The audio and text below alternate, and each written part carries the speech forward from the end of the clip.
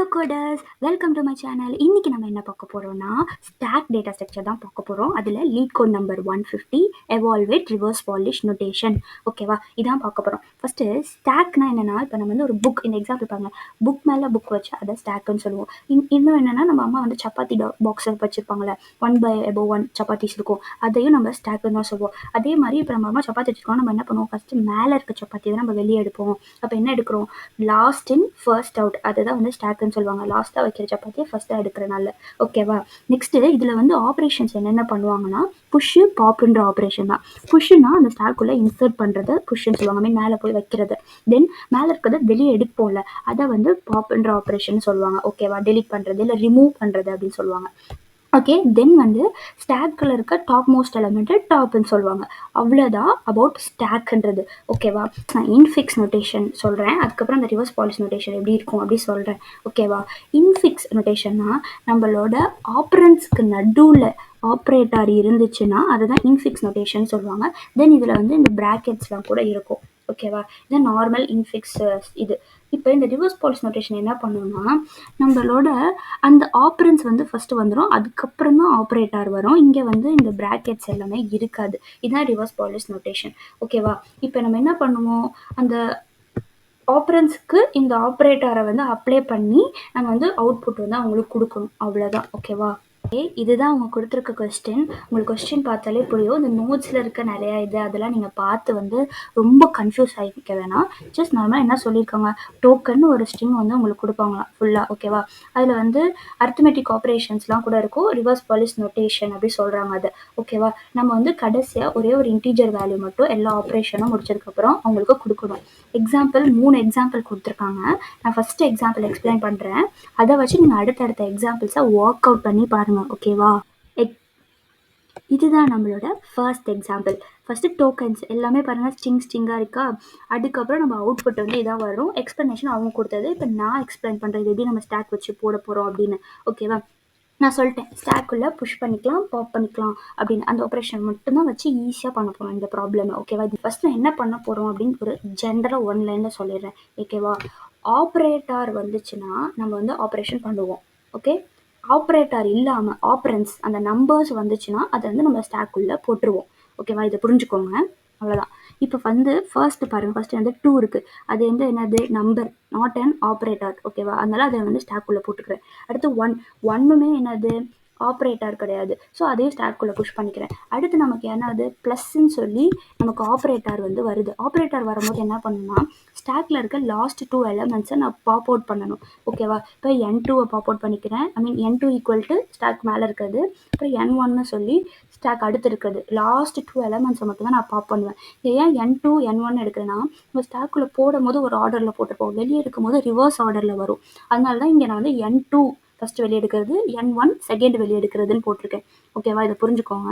அதுக்கப்புறம் என்ன பண்ணுறேன்னா, அந்த என்ன ஆப்ரேட்டர் எனக்கு வந்துச்சோ அந்த ஆப்ரேஷனை வந்து பெர்ஃபார்ம் பண்ணுவேன். எனக்கு வந்து ப்ளஸ் வந்துச்சா, அதனால நான் N1 + N2 = 3ன்னு வருது. அங்கேயும் அந்த 3யை வந்து நான் கொண்டு போய் என் ஸ்டாக்குள்ளே போட்டு வச்சுக்கிறேன். ஓகேவா, நெக்ஸ்ட்டு என்ன பண்ணுறேன்னா, அடுத்து எனக்கு என்னது இருக்குது, என்னோடய டோக்கன்ஸ்ன்ற ஸ்ட்ரிங் அரேயில் 3 இருக்குது. ஸோ நான் வந்து 3ன்றது நாட் அன் ஆப்ரேட்டர், ஸோ அதை வந்து என்ன பண்ணுறேன்னா ஸ்டாக்குக்குள்ளேயே போட்டுக்கிறேன். இப்போ 3 வந்துருச்சு. அடுத்து எனக்கு வந்து ஸ்டார் ஆப்ரேட்டர் வருது. ஸ்டார்னா என்ன, மல்டிப்ளிகேஷன், அந்த ஆப்ரேட்டர் வருது. அப்போ நான் என்ன பண்ணுவேன், ஸ்டாக்கில் இருக்க லாஸ்ட் 2 எலமெண்ட்ஸை வந்து பாப் அவுட் பண்ணுவேன். அதே மாதிரி நான் 3யை வந்து N2னும் அடுத்து இருக்க 3யை வந்து N1னும் பாப் அவுட் பண்ணிட்டேன். பாப் அவுட் பண்ணிட்டு எனக்கு என்ன ஆப்ரேட்டர் வந்திருக்கோ அந்த ஆப்ரேஷனை பெர்ஃபார்ம் பண்ணுறேன். பெர்ஃபார்ம் பண்ணால் எனக்கு 9 வருது. அப்புறம் அந்த 9 வந்து அகெயின் நான் ஸ்டாக்குள்ளே போட்டு வச்சுக்கிறேன். ஓகேவா, போட்டுக்கிட்டேன். உங்களுக்கு தெரியுதுல, இது பார்த்தா எப்படி போட்டிருக்கேன்னு. இப்போ இதே ப்ராசஸ் தான் அந்த எனக்கு கொடுத்துருக்க இன்புட் டோக்கன் ஃபுல்லாக முடிகிற வரைக்கும் நான் இந்த ப்ராசஸ் தான் பண்ண போகிறேன். முடிஞ்சதுக்கப்புறம் கடைசியாக எனக்கு வந்து ஸ்டாக்கில் என்ன எலமெண்ட் இருக்கோ அதை தான் நான் வந்து அவுட்புட்டாக ரிட்டர்ன் பண்ண போகிறேன். இப்போ பாருங்கள், 9 தான் ஸ்டாக்கில் இருக்க கடைசி எலமெண்ட். நான் பாருங்கள், நம்ம கொடுத்த எக்ஸ்ப்ளனேஷன் அவங்க ஒரு எக்ஸாம்பிள் கொடுத்துருந்தாங்களே, அதுலேயும் 9 தான் அவுட்புட், நமக்கு வந்து ஆன்சர் வந்துருச்சு.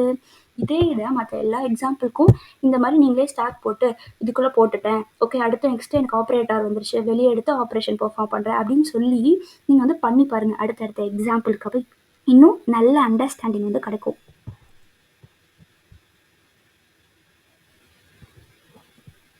ஓகேவா, நெக்ஸ்ட்டு அந்த கோட் எழுதுறதுக்கு ஒரு ஜென்ரல் சூடோ கோட் மாதிரி நான் சொல்கிறேன். இதே தான் வந்து நீங்கள் எந்த லாங்குவேஜ் யூஸ் பண்ணாலும் இப்படி தான் பண்ண போகிறீங்க. ஓகேவா? ஃபஸ்ட்டு நம்ம வந்து ஒரு எம்ப்டி ஸ்டாக்கை டிக்ளேர் பண்ணிக்கணும். அந்தந்த லாங்குவேஜ்க்கு ஏற்ற சின்டாக்ஸ் மாதிரி க்ரியேட் பண்ணிக்கோங்க. தென் நம்ம வந்து ஆப்ரேட்டர்ஸை வந்து செட் போட்டு க்ரியேட் பண்ணிக்கிறோம். ஏன் செட் போடுறோம்? அரே போட்டால் என்ன ஆகும்னா அது வந்து சர்ச் பண்ணும். பட் ஏன்னா அது அவ்வளோ ஆப்டிமைஸ்டாக இருக்காது. ஒரு இதுவாக போய் சர்ச் பண்ணிகிட்டு இருக்கோம் நீங்கள் அரேயில் போட்டிங்கன்னா ஆப்ரேட்டர்ஸை. இதுவே செட்டுன்னு போட்டிங்கன்னா அதுக்கேற்ற மாதிரி ஒரு டேபிள் ஹேஷ் வேல்யூ வந்து க்ரியேட் ஆகிடும். ஸோ ப்ளஸ்னால் டேரெக்டாக ப்ளஸ்ன்னு தேடி கண்டுபிடிச்சி ஓகே ஆப்ரேட்டர் தான் இது ஆப்ரேட்டரில் இருக்குது அப்படின்னு சொல்லி உங்களுக்கு வந்து கண்டுபிடிச்சி கொடுத்துரும். ஓகேவா? அதுக்காக தான் இது. அதுக்கு நெக்ஸ்ட்டு அந்த டோக்கன்ற நமக்கு வந்து ஒரு ஸ்ட்ரிங் அரே கொடுத்தாங்களா அதில் இருக்க ஒரு எலமெண்ட்டாக நம்ம வந்து செக் பண்ணணும். ஓகேவா? அது வந்து இப்போ வந்து ஆப்ரேட்டராக இல்லை அப்படின்னா நம்ம என்ன பண்ணணும்னா ஸ்டாக்குள்ளே புஷ் பண்ணிகிட்டே வரணும். ஓகேவா? இன்கேஸ் அது ஆப்ரேட்டராக இருந்துச்சுன்னா நம்ம லாஸ்ட் 2 எலமெண்ட்ஸை வந்து ஸ்டாக்லேருந்து பாப் அவுட் பண்ணணும். பாப் அவுட் பண்ணிட்டு அது என்ன ஆப்ரேட்டரோ அதுக்கேற்ற ஆப்ரேஷனை வந்து நம்ம வந்து பெர்ஃபார்ம் பண்ணணும். ஓகேவா? தென் கடைசியாக வர ரிசல்ட்டை வந்து மறுபடியும் ஸ்டாக்குள்ளேயே நம்ம வந்து என்ன பண்ணணும் புஷ் பண்ணிடணும். ஓகேவா? இந்த ப்ராசஸை ஆல் டோக்கன்ஸ் அந்த ஸ்ட்ரிங் ஆஃப் அரேவை வந்து முடிகிற வரைக்கும் இந்த ப்ராசஸ் கண்டினியூ ஆகும். ஃபைனலாக நமக்கு வந்து என்ன ஸ்டாக்கில் ரிமைனிங் இருக்கோ அதை தான் நம்ம வந்து அவுட்புட்டாக ரிட்டர்ன் பண்ணணும். ஓகே, புரிஞ்சிருக்கும்னு நினைக்கிறேன். இதுக்கு பைத்தான் கோட், ஜாவா கோட் வந்து நான் எக்ஸ்பிளைன் பண்ணுறேன். டைம் ஸ்டாம்பில் அது எங்கே இருக்குன்னு ஆட் பண்ணிக்கிறேன். நீங்கள் டேரெக்டாக அங்கே போய் பார்த்துக்கலாம். ஓகேவா? டடா! இதான் நம்மளோட பைத்தான் கோட்.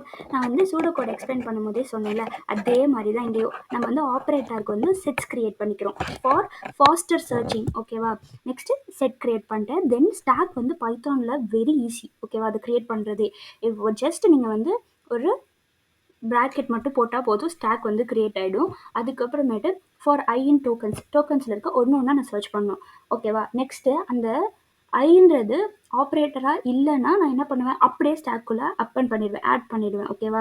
அதை என்ன பண்ணுவேன் இன்ட் பண்ணி ஆட் பண்ணுறேன் அந்த நம்பர்ஸை. ஸோ நான் வெளியே எடுத்து ஆப்ரேஷன் பண்ணும்போது எனக்கு ஈஸியாக இருக்கும். அதனால் இன்ட் ஐன் போட்டுக்கிறேன்.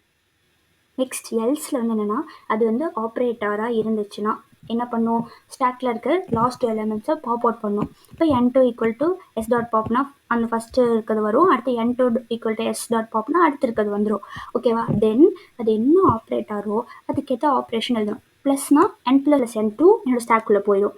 மைனஸ்னா n1 மைனஸ் n2 ஸ்டாக்குள்ளே போயிடும். அது வந்து மல்டிப்ளிகேஷன் ஆப்ரேட்டர்னா n1 இன்ட்டு n2 வந்து என்னோட ஸ்டாக்குள்ளே போயிடும்.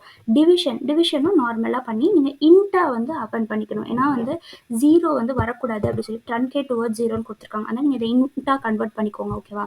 இது வந்து பைத்தான் 3ல். இன்கேஸ் நீங்கள் வந்து பைத்தான் 2ல் பண்ணுறீங்கன்னா இந்த இடத்துல வந்து ஃப்ளோட் n1க்கு மட்டும் நீங்கள் வந்து ஃப்ளோட்டுன்னு கொடுத்துருங்க. அப்போ வந்து இந்த ப்ராப்ளம் வந்து உங்களுக்கு வராது ட்ரன்கேட் டுவர்ட்ஸ் 0ன்றது. ஏன் அப்படின்னா பைத்தான் 2 வந்து n1/n2 வந்து அந்த பாயிண்ட் வேல்யூஸ் தராது. ஓகேவா? அதனால இங்கே வந்து ப்ராப்ளம் அக்கர் ஆகும். அதனால் நீங்கள் பைத்தான் 2ல் பண்ணும்போது மட்டும் இல்லை பைத்தான் 3யோட அதர் வெர்ஷன் பண்ணும்போது நீங்கள் இந்த இடத்துல ஃப்ளோட் ஆட் பண்ணிக்கோங்க. மற்றபடி எல்லாமே சிமிலர் தான். நெக்ஸ்ட்டு ரிட்டர்ன் பண்ணும்போது ஸ்டாக் -1 அப்படின்னு சொல்லி நீங்கள் கொடுத்தீங்கன்னா ஸ்டாக்கோட கடைசியில் என்ன ரிமைனிங் இருக்கோ அந்த எலிமெண்ட் டாப் எலிமெண்ட் மட்டும் உங்களுக்கு வந்து ரிட்டர்ன் ஆகிடும். அதனால ஸ்டாக் -1. ஓகேவா? இது புரிஞ்சுக்கும்னு நினைக்கிறேன். பொறுமையாக உட்காந்து ட்ரை பண்ணி பாருங்கள். ஓகே, இது நம்மளோட ஜாவா கோட். ஓகேவா? ஜாவா கோடுமே ரொம்ப ரொம்ப ஈஸி தாங்க. நீங்கள் என்ன சொன்ன ஆப்ரேட்டருக்கு செட் கிரியேட் பண்ணுவோம். அதனால் ஹேஷ் செட் போட்டு ஆப்ரேட்டரை வந்து நான் கிரியேட் பண்ணிட்டேன். ஓகேவா? நெக்ஸ்ட்டு வந்து ஸ்டாக் வந்து stack integer stack equal to new stack அப்படின்னு போட்டிங்கன்னா ஜாவாவில் ஸ்டாக்கும் கிரியேட் ஆகிடும். அதுக்கப்புறம் ஃபார் லூப் போட்டு நான் டோக்கன்ஸ் ஃபுல்லாக போடுமா, அதனால தான் ஃபார் லூப் போட்டு போகிறேன். அதே மாதிரி அது வந்து நாட் இன் என்னோட ஹேஷ் செட்டில் இருக்கக்கூடாது. அது அந்த ஆப்ரேட்டராக இருக்கக்கூடாது. ஆப்ரேட்டராக இல்லை அப்படின்னா நான் அப்போ தான் வந்து ஸ்டாக்குள்ளே என்னால் புஷ் பண்ண முடியும். நம்பர்ஸாக இருந்துச்சுன்னா ஸ்டாக்குள்ளே புஷ் பண்ணிடுவேன். இன்கேஸ் அது ஆப்ரேட்டராக இருந்துச்சு அப்படின்னா ஸ்டாக்கில் இருக்க லாஸ்ட் 2 எலமெண்ட்ஸ் வந்து நான் வந்து பாப் அவுட் பண்ணிக்கிறேன். n2 n1 பாப் அவுட் பண்ணிட்டு நெக்ஸ்ட் அது என்ன ஆப்ரேஷனோ அதுக்கேற்ற ஆப்ரேஷனை நான் வந்து பெர்ஃபார்ம் பண்ணுவேன். அதுதான் இந்த கண்டிஷன்ஸ்குள்ளே எல்லாம் இருக்குது. இஃப்குள்ளே இஃப்குள்ளே கடைசியாக எல்ஸ்குள்ளே வந்து. ஓகேவா? நெக்ஸ்ட்டு எல்லாம் முடிஞ்சதுக்கப்புறமேட்டு கடைசியாக ஸ்டாக்கில் வந்து என்ன எலமெண்ட் இருக்கோ அதை வந்து நான் பாப் பண்ணி ஆன்சர்னு கொடுக்கணும். ஓகே, இது உங்களுக்கு புரிஞ்சிருக்கும்னு நினைக்கிறேன். பொறுமையாக பாருங்கள், ஒர்க் அவுட் பண்ணி பாருங்கள். அப்படியே இதை பார்த்து காப்பி பண்ணாதீங்க. நீங்கள் புரிஞ்சுட்டு அண்டர்ஸ்டாண்ட் பண்ணிட்டு நீங்களாவே டைப் பண்ணுங்கள் உட்காந்து. ஓகேவா?